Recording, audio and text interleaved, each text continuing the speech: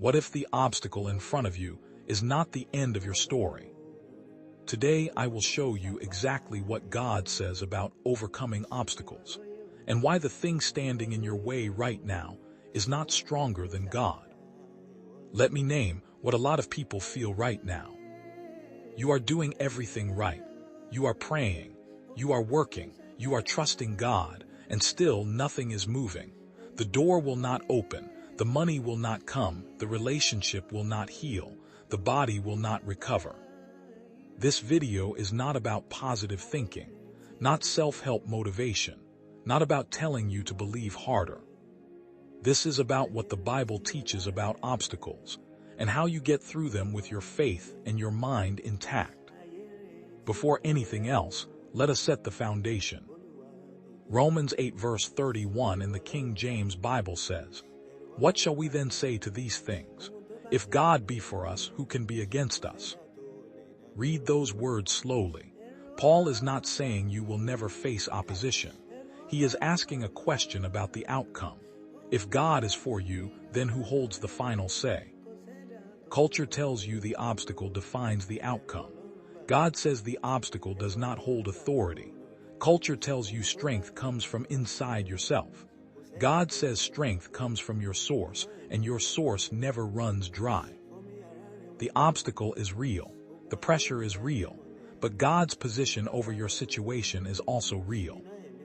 Here is the mistake most people make when an obstacle comes. They treat the obstacle as a verdict. They see the closed door and decide God has abandoned them. They see the delay and conclude they missed their season. They see the opposition and believe they were wrong to hope. Not faith. Those are feelings dressed as discernment.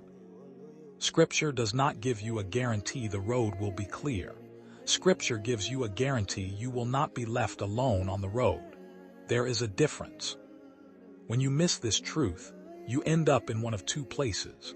Either you give up too soon and walk away from what God was building in you through the trial, or you fight the obstacle in your own strength and exhaust yourself chasing a battle never meant to be fought alone.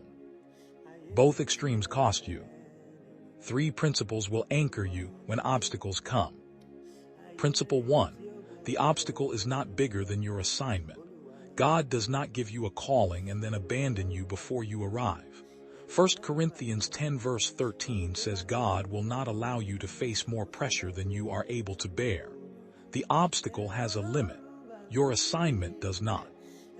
Principle 2. Resistance is often proof you are moving in the right direction. An enemy does not fight what is already dead. If something opposes you, ask yourself what you carry and why the opposition showed up.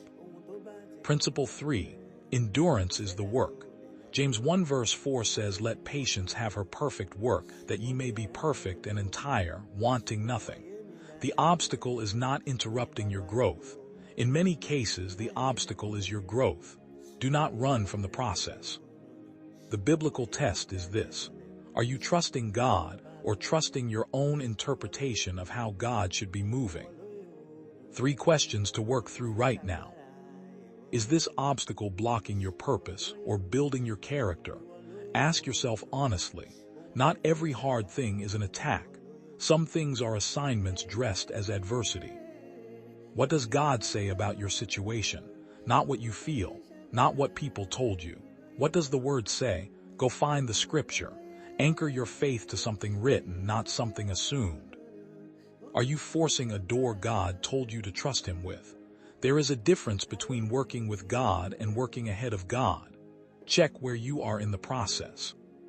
Freedom comes when you stop needing the obstacle to disappear before you decide to trust. Myth 1. Faith means the obstacle will leave quickly. No, faith is not a shortcut past the process. Joseph had faith. He still spent years in a pit and a prison before the palace.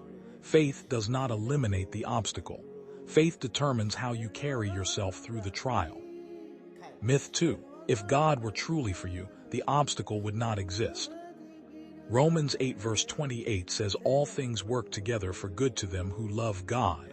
All things. Not only the easy ones. Not only the ones feeling like blessings.